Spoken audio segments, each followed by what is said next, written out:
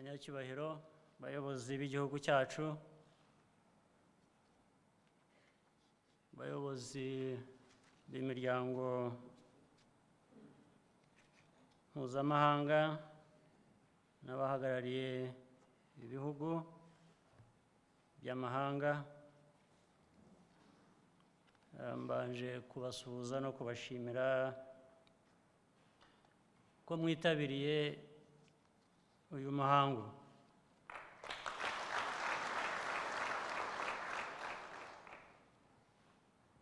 Kandi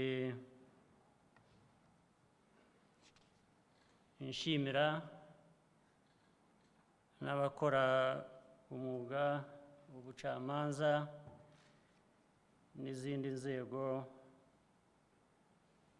ziduhesha ubutabera hano mu Rwanda.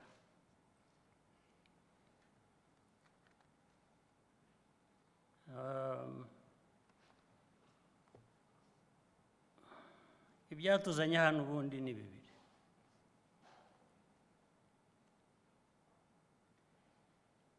Icya mbere,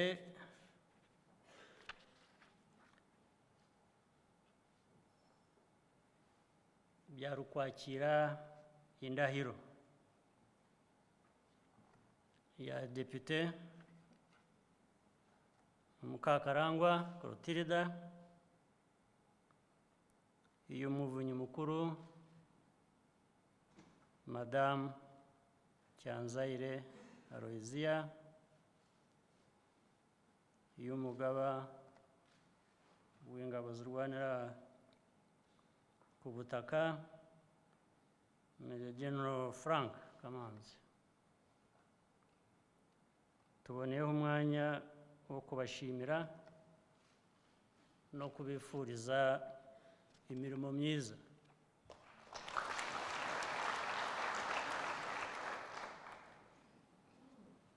Impamvu ya kabiri ni nanone bisanzwe gutangiza umwuga w'ubucamanza.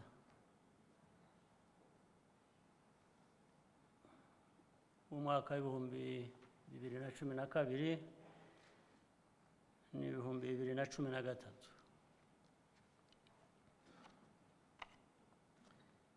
Kandi bikaba byabaye n'umwanya wo kugeza ku Banyarwanda gahunda z'inkiko n'ubutabera muri rusange. Ibi bikorwa nubwo bitandukanye bifite uko byuzuzanya. Hari abamaze kurahira, hari no gutangiza umwaka w'ubucamanza. Byose biraganisha ku nshingano ziremereye buri wese afite mu kubaka igihugu cyacu no guha Abanyarwanda icyizere n'abatuye u Rwanda bose mu buzima bwabo rusange.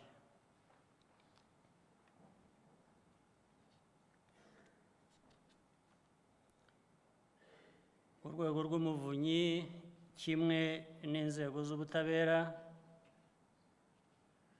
ziharanira kurenganura abaturarwanda no gutuma bagira uburenganzira mu byo bakora byose busesuye. Ibyo byose kandi ntabwo byagerwaho hatari umutekano usesuye mu gihugu cyacu.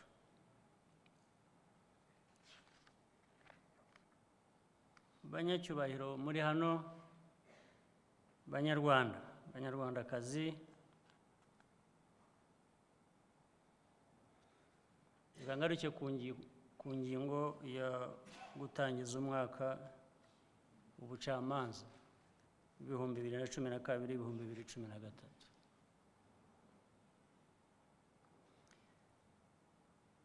Nta gushidikanya mu Rwanda ko ubucamanza bumaze gutera intambwe ishimishije nk'uko byavuzwe.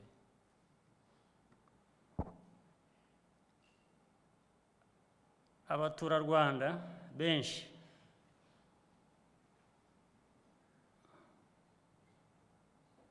bamaze kubugirira icyizere, ndetse byavuzwe ko n'amahanga ari uko.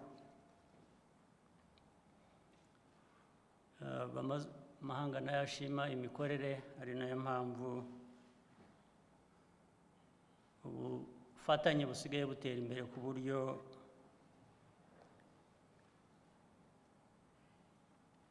basigaye ayo mahanga yohereza imanza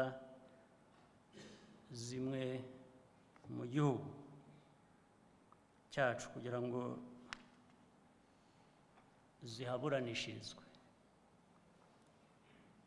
Ikibazo cyaba kigihari ni ikindi, ntabwo ari cy'uko ubucamanza bwacu budafite ubushobozi buhagije. Ikibazo ngira ngo cyavuzwe ku manza zitaza mu gihugu bituruka ahandi, ni ibibazo bya politiki. Ibyo ntabwo dufite uko twabikemura, ibyo bireba ba nyirabyo.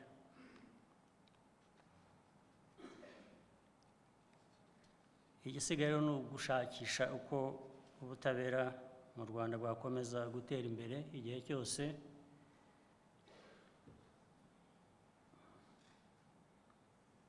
hakabaho gukorera mu mucyo n'ibindi. Duca burundu imikorere mibi, yaba irimo ruswa, gucunga nabi bya rubanda,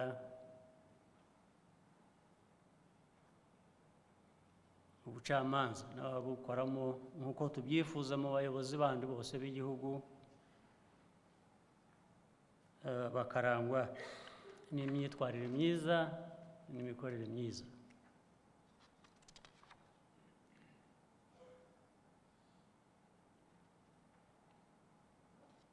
Ndagira ngo kandi nkangurire Abanyarwanda kugana izo nzego, cyane izibari hafi n'izindi ariko izo arizo zose, kandi bagiramo n'uruhare kenshi, kugira ngo ibibazo byinshi bihari bigende bikemurwa uko bikwiye. Ibyo ari byo byose, ntawakwirengagiza ko n'amateka akomeza kutwereka ko tugomba gukomeza kwiyubakamo ubushobozi no kwishakamo ibisubizo by'ibibazo by'igihugu cyacu. Mu mwanya navugaga ubutabera bwacu muri rusange bwateye intambwe ishimishije,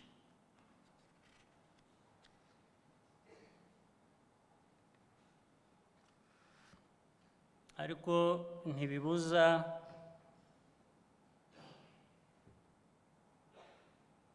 ibibazo bimwe navuze mbere tudafitiye ubushobozi kubera ko bijyana n'ibiri hanze y'igihugu cyacu. Ntibibuza ubutabera bwo hanze akenshi kudafasha gukemura ibibazo uko bikwiye cyangwa kubifata uko bikwiye.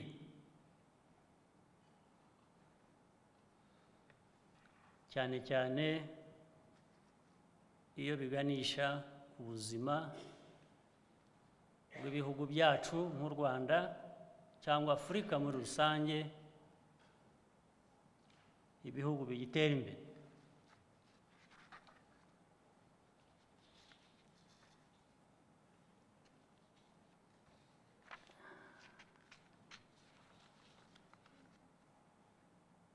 Ubucamanza cyangwa ubutabera mpuzamahanga iyo bigeze muri Afurika cyangwa ku Rwanda, ntabwo umenya niba ari ubucamanza cyangwa ubutabera cyangwa niba ari politiki. Nta umurongo ubigabanya ntuboneka, ntabwo ugaragara. Ngira ngo Prosecutor General yabivuzeho, nagira ngo mbisubiremo ku buryo burambuye. Ubucamanza cyangwa ubutabera mpuzamahanga nk'ibindi byinshi tumaze iminsi tubona, uko bugenda butera imbere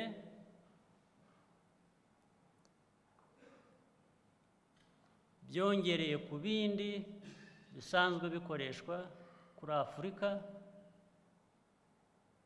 kugena uko Abanyafurika bakwiriye kubaho umurongo mu buryo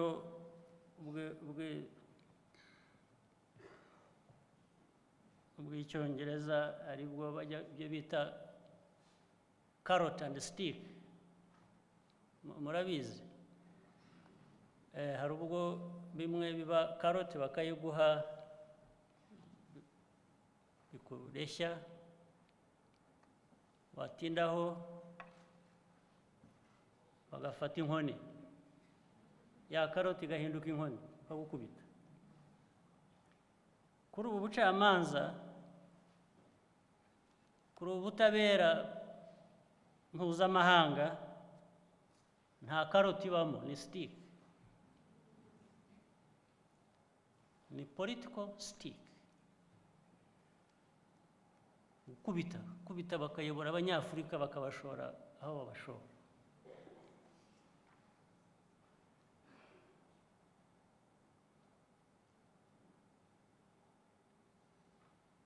Niko bibaye. Umunsi umwe bakoresha ubutabera, ubucamanza, ubundi bagakoresha ya nkunga baha abantu, aid, barangiza bakagushora. Dufite translation hano, ndashaka ko abatumva Ikinyarwanda banyumva.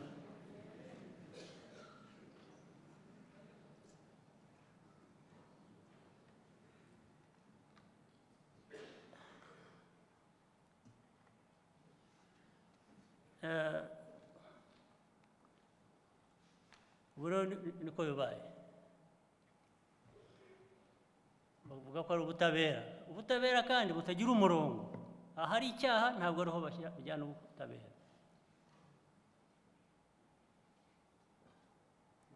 Aho bajyana ubwo butabera mpuzamahanga naho bafite inyungu za politiki. Reka mpere ku baturanyi hano iruhande, kuko nicyo kiriho ubu ngubu kivugwa, ndagaruka no ku bindi.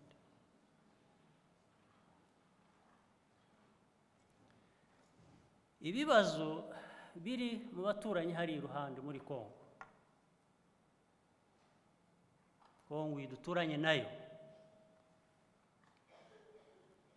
Kongo iyi yahoze ari kera twahoze twese turi Rwanda, Burundi, Kongo, Belgium, murabyibuka? hari abakibwira ko ariko bimeze, ntabwo ariko bimeze. Uru Rwanda ntabwo rukiri muri Rwanda, Burundi, Congo, Belgium, zero.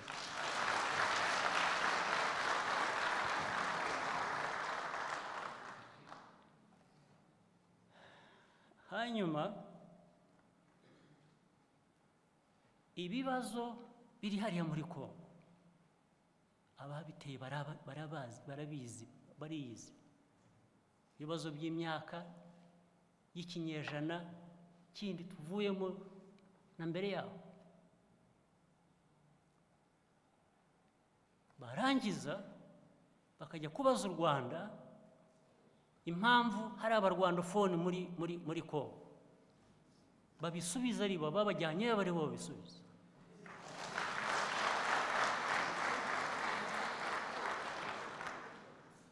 Abajyanye bari abarwandofone bari hakurya hari,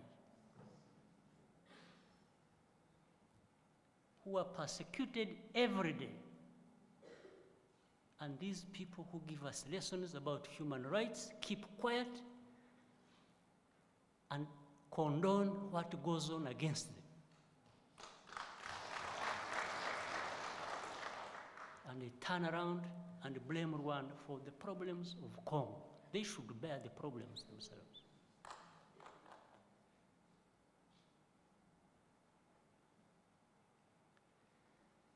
The law of the jungle. You know, in English, you break it, you own it. Ariko bo bakoresha itegeko rivuga ngo I'll break it and make you own it.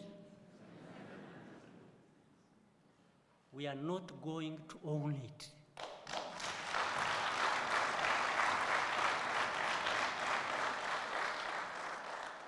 We are not. Even with these threats every day, threats of aid, threats of whatever list you have, you are just dead wrong.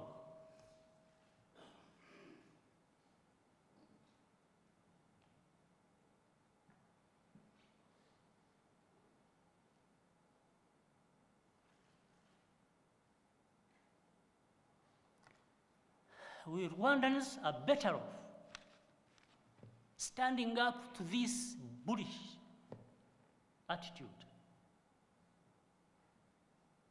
The attitude of the bullies must be challenged. That's what we live for, some of us.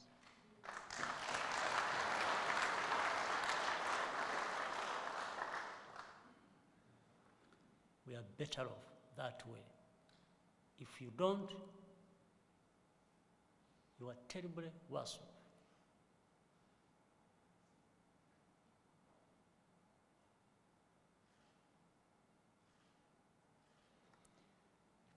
Abanyarwanda kutiha agaciro ukemera gukubitwa za nkwe navugaga. Iyo ubyemeye uri hanyuma yo kubyanga ukabirwanya. Iyo byanze ukabirwanya ukiberaho nk'uko uwayeho, ukibeshaho nk'uko ushobora kwibeshaho, niho dufite inyungu kurusha gupfukama ukaramya abashaka kukwica.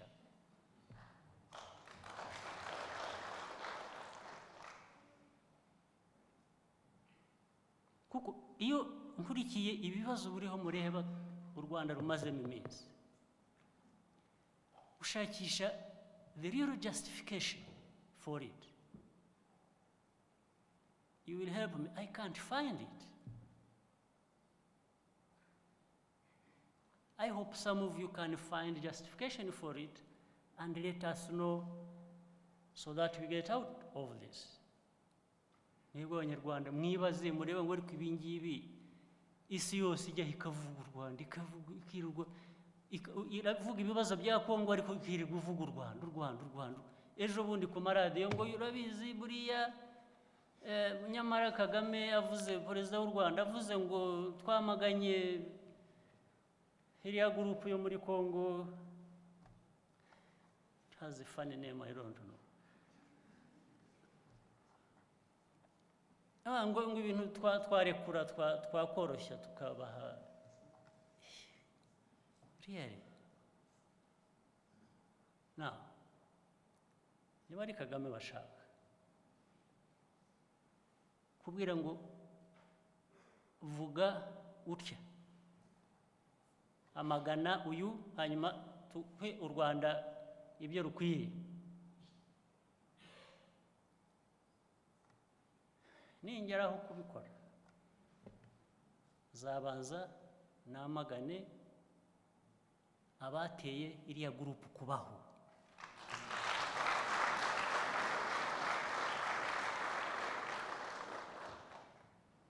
Zabanza namagane leta itubaha abanyagihugu ikwiriye kuba iyobora ikorera, namagane ni international community isa nitagira amaso, isa nitabona.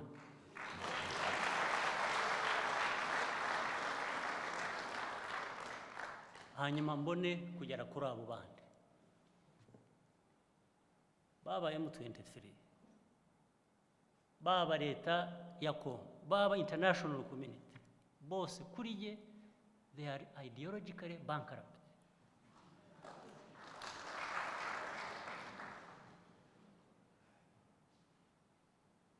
Because they cannot define properly a simple problem that they see there. They keep running around. For over a decade, you keep blaming Rwanda for the problems of Congo. Why don't they have enough courage to blame themselves and take part of the responsibility before anybody else will take their responsibility? What is this blackmail about?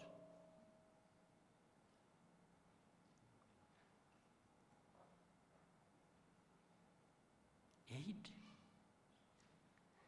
There is no country in this world that receives aid and accounts for it better than Rwanda. There is none.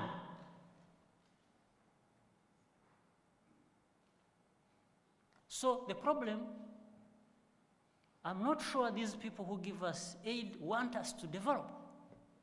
No. They give you aid and expect you to remain beggars.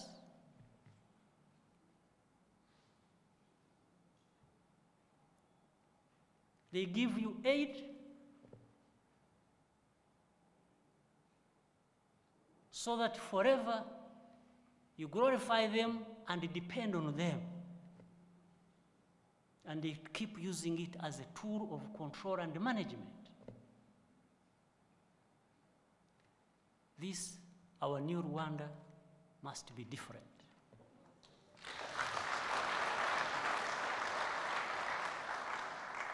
And I will not stop telling my fellow brothers and sisters, Africans, to just wake up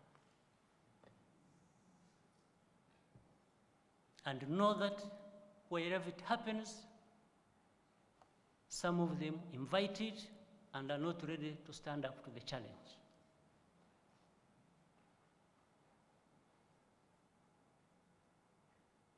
They better stand up and get ready to stand up to this challenge.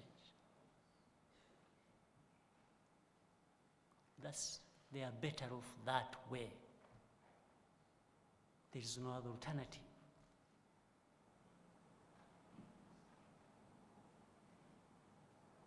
Just Africans refuse to be treated as nobodies.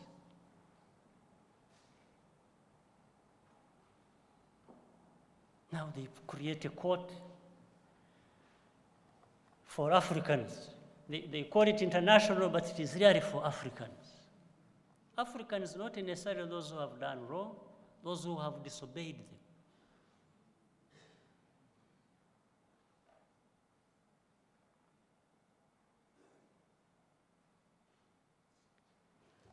They pretend, they tell us, oh, they are going to punish people who are involved in the recruitment of child soldiers. They don't pursue those who kill children.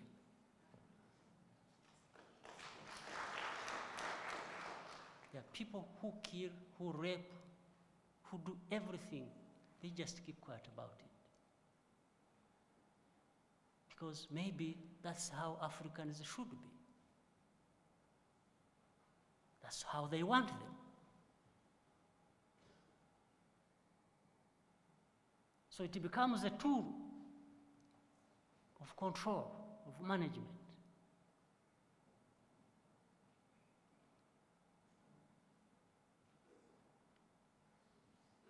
If you are killing your own people, if every day you are inciting people to kill other people, then they will not show up. They will be quiet because, after all, I think even to them, there are some people really who deserve to be killed. That's what we are seeing there in the Congo. Some of you members of this house, you probably will have visited those refugees, as many others I know have. You follow what goes on in the Congo. One part, actually the main part, where crimes are committed in broad daylight, that's none of their business. It's okay, because after all, those people who are being killed, who are being raped, maybe they deserve it. And then they turn to the other and say, oh, this. Now, everything wrong that has happened in Congo has now come to have people who should be responsible for them, so-called M23.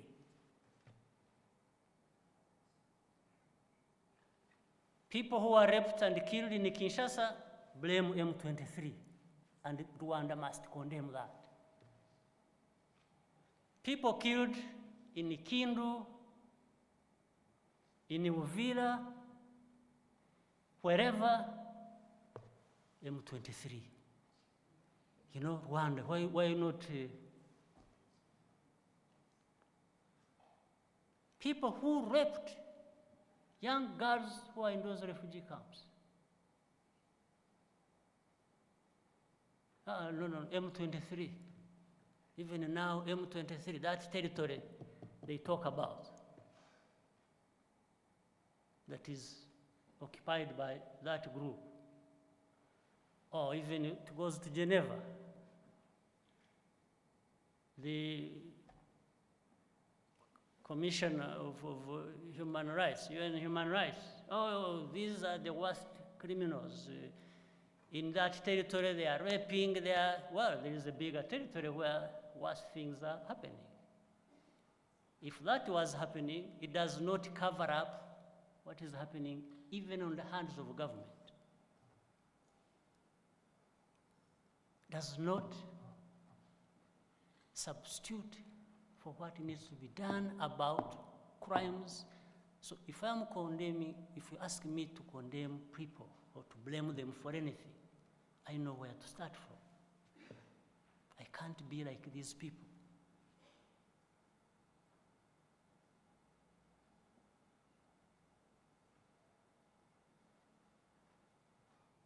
This law of the jungle,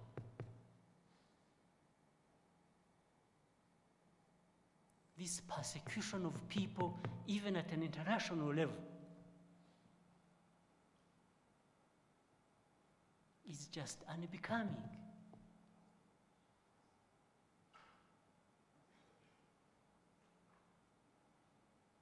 It is unbecoming. And start mixing up things that are even unrelated completely. Oh, freeze aid to Rwanda, freeze, suspend. What is the connection?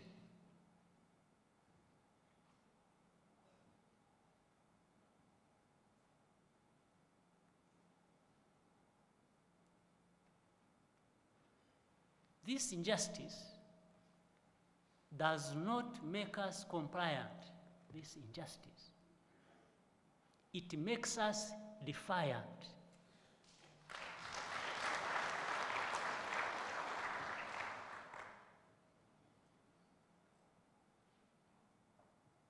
I'm not one of those who would be made to comply by means of injustice done to my people, to my country.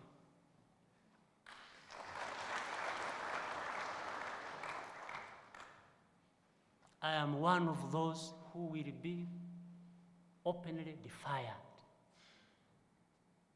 Count me on that. You can have your day. You can cause suffering to my people. On that one, you are very good. You can have your day. But to make Rwandans compliant because of that or on that basis will be very, very difficult.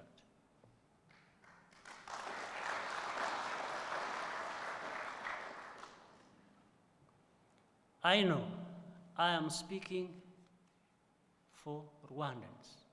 I know I am speaking for these Africans,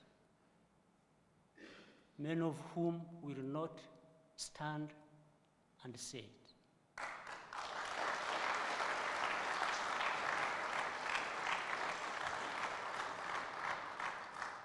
Niba nibeshya ntavugira abanyarwanda bose ko ariko babyumva.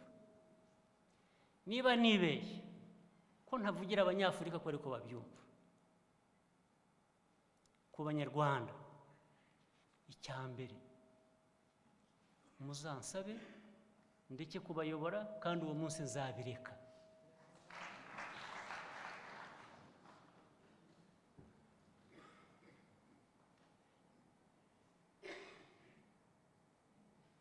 Uwo munsi nimwumva ko ntahagarariye inyungu z'u Rwanda uko bikwiye, njye n'ubinsaba ntibizashira n'iminota.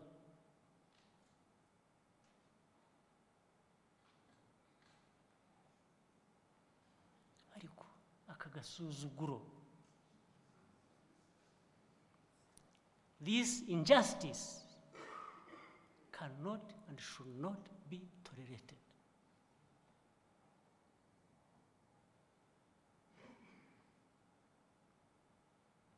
And these people who create injustices here and who have created injustices for this region, even for our neighbors, cannot stand there and give me lectures about anything. They cannot.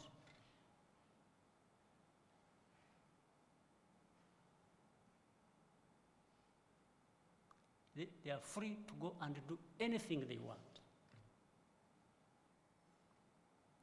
I know they are capable of doing wrong things. On that one, they are very good. So, they are free.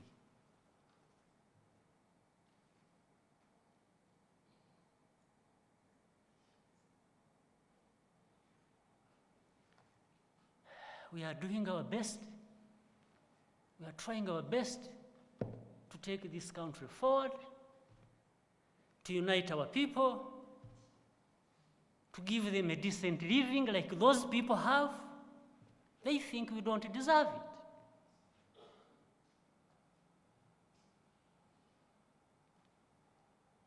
They think we don't deserve the same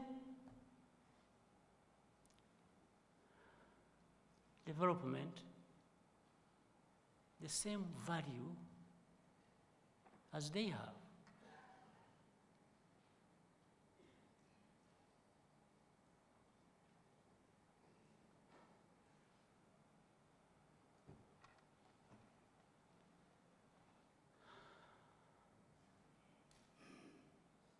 Why would anybody accept that? Why should you, Rwandese, ever accept it?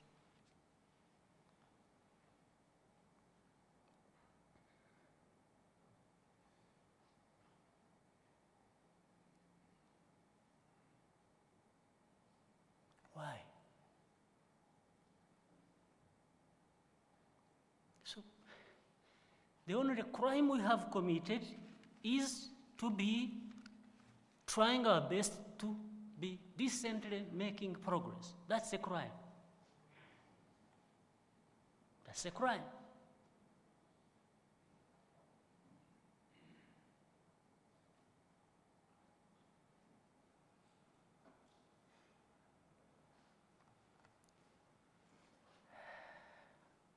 Let me tell you. No, it can't happen.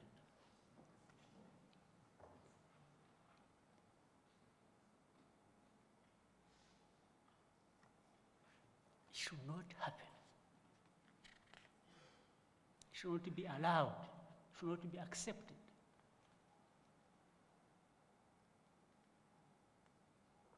Let's continue to decently do what we can do. Those insults thrown upon us every day, you ignore them.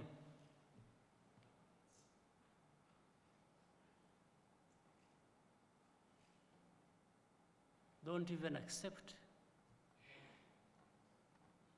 to put these unhappy faces on because they think they've got you where they wanted you.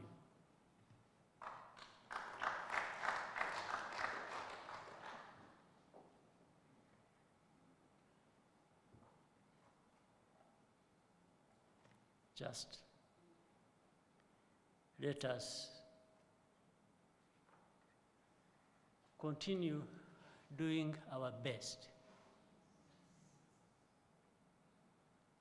and let's not be provoked. Let's remain balanced on our feet.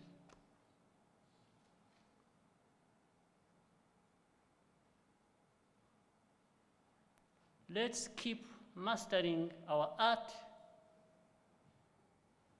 of getting the most out of very little we have in our hands.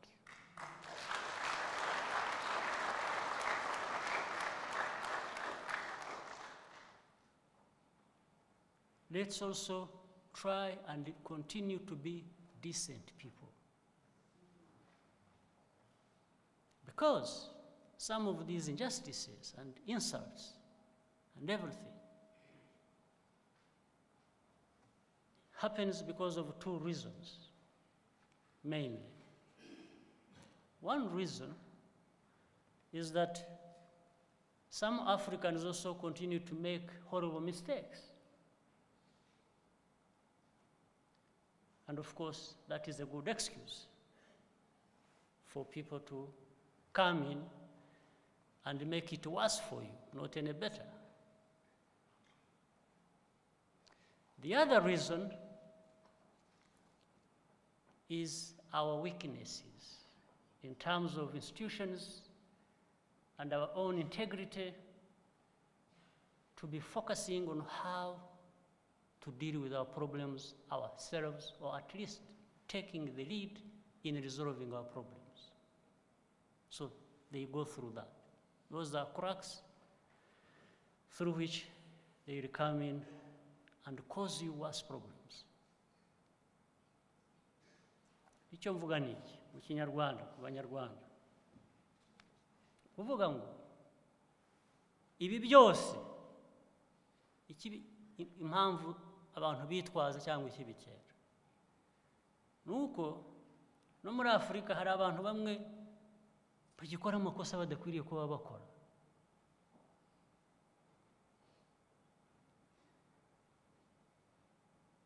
Batayobora neza abantu babo bakwiye kuba bayobora, badakorera inyungu zabo bayobora.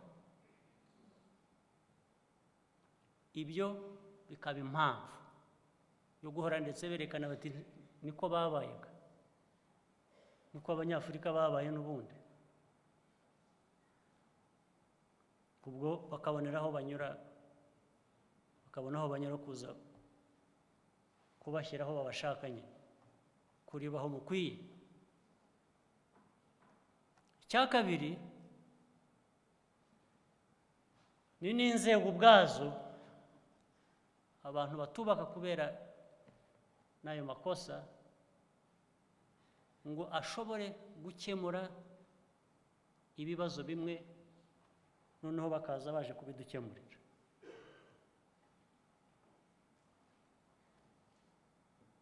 Niho bituruka.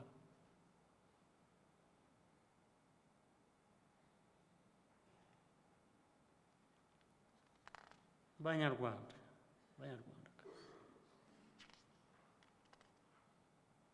you should not accept to be victims. Ntimukishyire mu mwanya nk'aho muri ahantu abantu bakwiye guhora babagirira imbabazi baba mwivaneyo.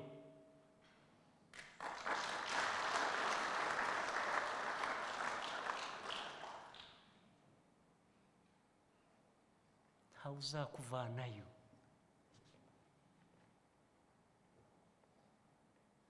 Ariko hari ubwo umuntu aba get confused. Nabo bose ibyo mvuga uhura n'abantu, hari abantu bazima hanze aho ngaho, hari abantu bazima bumva kandi ubona bashaka kuko bari muri iyo nzira mvuga ikwiriye. Ariko rimwe intambara ziri iwabo muri politiki z'iwabo nazo tukazifatirwamo, ugasanga abashaka kutugirira nabi rimwe na rimwe nibo bafite ubutegetsi, ubwo bagakoresha ibyo turi abantu rwose aho umuntu ashakiye, ufite umujinya wese, ufite ikibazo araza, n'ufite frustration zindi zitanatureba, umujinya araza akawudukubita hejuru. N'uwari yatandukanye n'umugore we cyangwa n'umugabo we, agahinda afite atari akakazana ku Rwanda agakubita.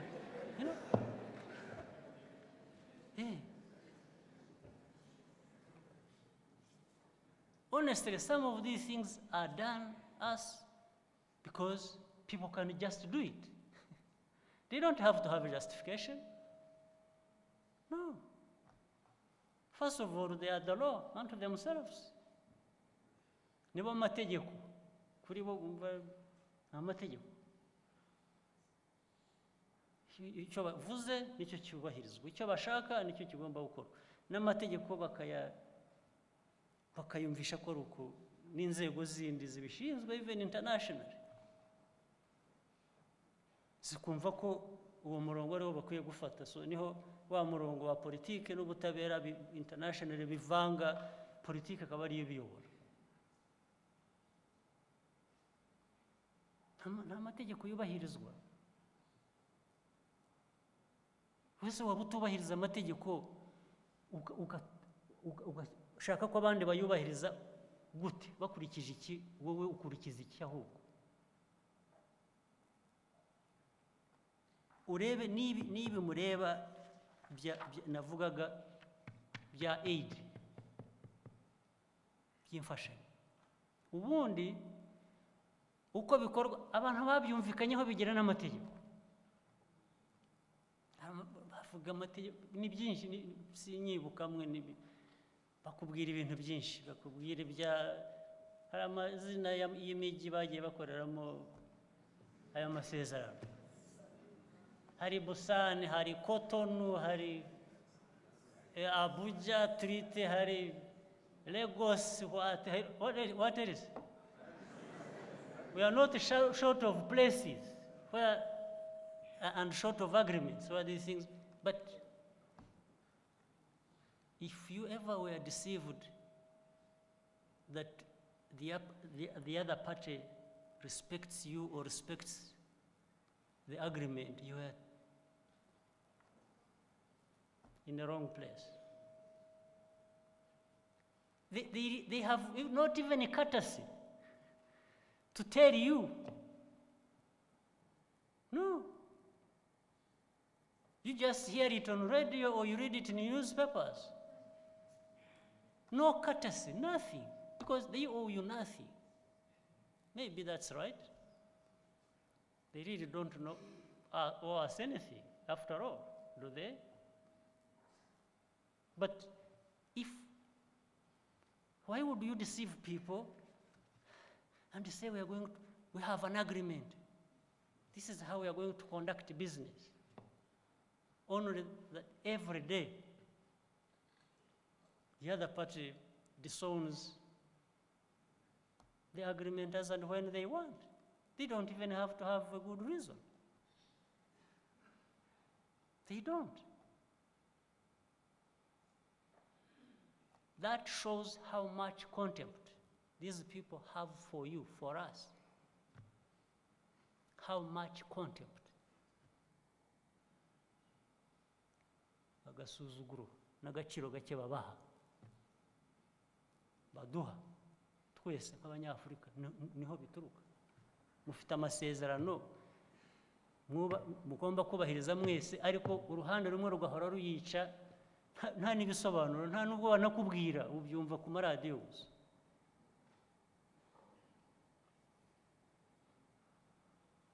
Ubyumva ku maradiyo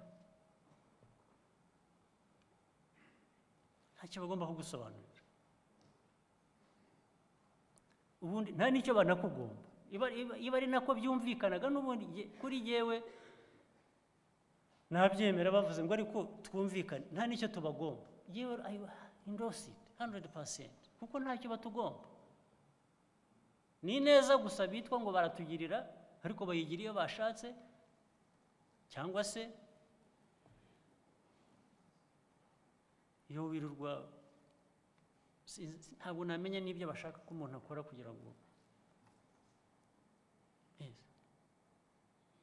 ntabwo simbyumva hari nubwo uvuga uti ariko bimwe bajya bavuga ngo bakurikira intere zabo hakaba n'ubuvuta ariko intere nahagaze mu nzira nabujije guhita yabo ni iyi nayo ntuyibone ukibaza utari intere nagiye mu nzira yayo nkayibuza guhitamo ni iyi nayo ukayishaka ukayibura.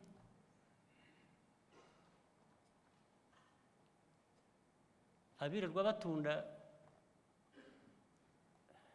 umutungo wa Kongo bawujyana iwabo hari uwo mwari mwumva twafatiye ku road block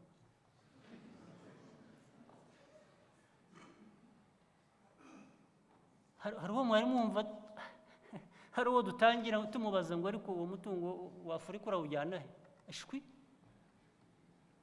nta nubwo bitureba.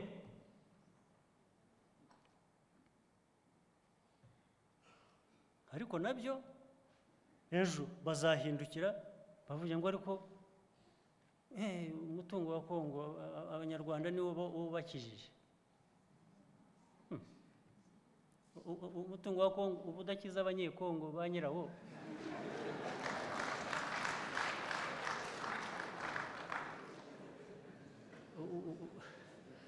twebwe ugiye kudukiza ute wabanje ugakiza ba nyirawo sahu cyangwa ukabanza ukamenya n'impamvu abo bantu bafite umutungo ungana utyo nawe ugukiza ariko ntubakize n'icyo kibazo ukabanza ukabafasha kugikemura.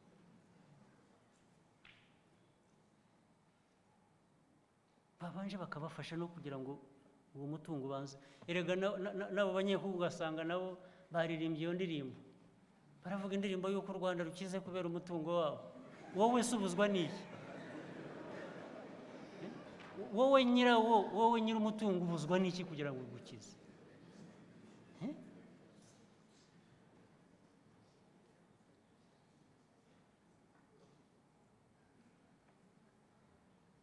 Twebwe dukizwa n'umutungo w'ibindi bihugu. Umutungo w'ibindi bihugu nemera udufasha ni ya nkunga baduha barangiza bakayitwara aho bashakiye. Ibyo ngibyo sinabihakana, ahubwo kenshi turanabibashimira nuko batumva.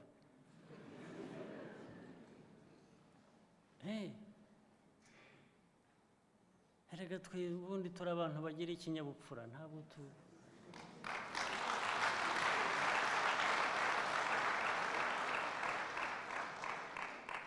ntabwo waduha ngo tubure kukwitura nibura ishimwe. Iyo tudafite ibindi tukwitura turagushima nibura. Ariko hari ibindi bitagira ikinyabupfura binaguha byarangiza bikagucyurira. Icyo kinyabupfura ni icyahe nacyo iyo ni international standard. Itanga yarangiza igacyurira, ukaguha abangiza nkagukurikirana nkakujomba, ukije nkavuga ngo ibyo naguhaye ubifate neza ubirye neza.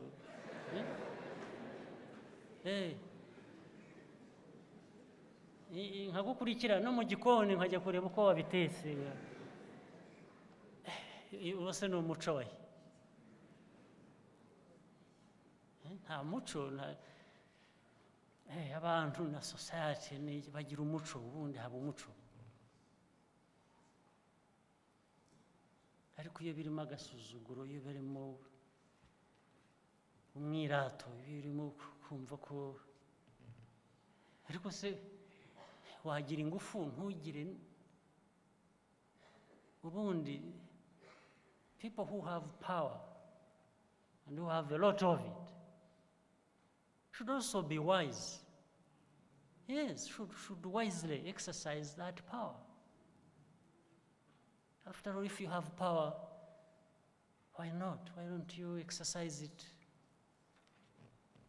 in a good way, in a wise way? Why do you have power and you go stepping on, people who are powerless? Why do you use your power to step on the powerless, on the poor? Why would you do that?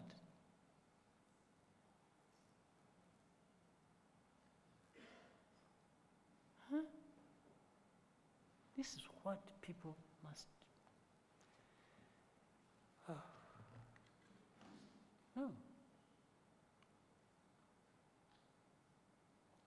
When the powerful get angry, it's not justified.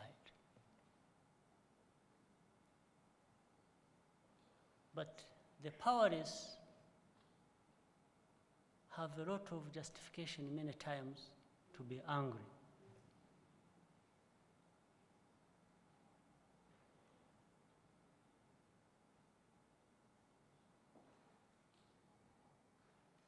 The powerful, please don't abuse your power.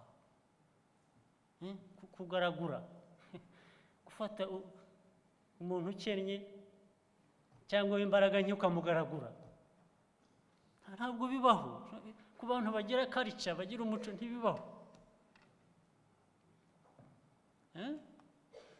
Nta muco nzi bibaho.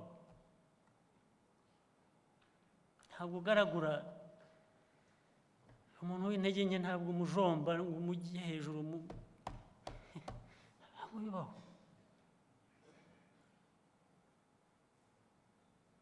It can only happen in this world itagira umuco. But the weak, the poor, the powerless,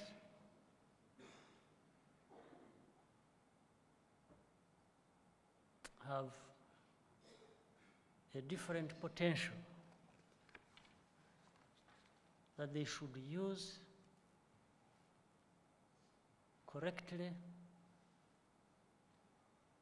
to get out of this kind of position we find ourselves in every time.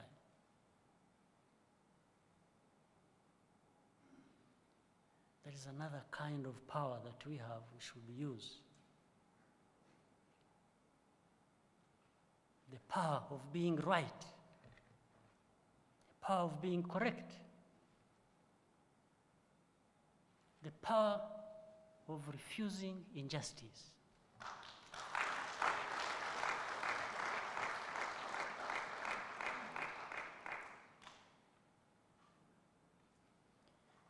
So, you will keep hearing from me on this.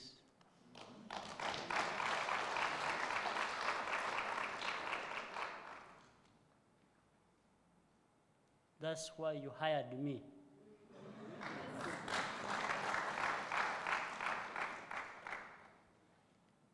And I would be happy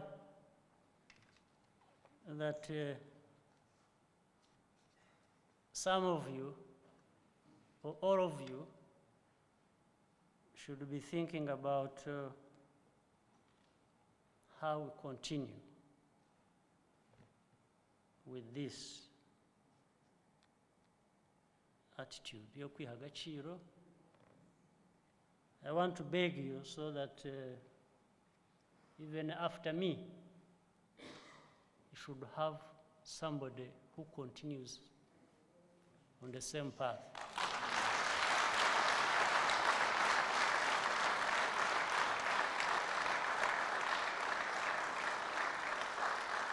In fact, this should be the qualification.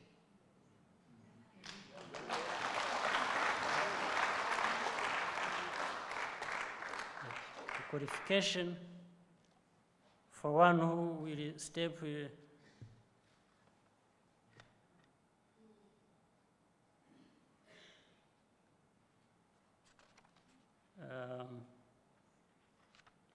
or sit or stand in my position should be that, should be to fight for these people, these Rwandans, and beyond, to have what they deserve, and that is no less than dignity. Agaciro dukwiriye kuba dufite abagaha abanyarwanda are the people who should govern abanyarwanda. God bless you.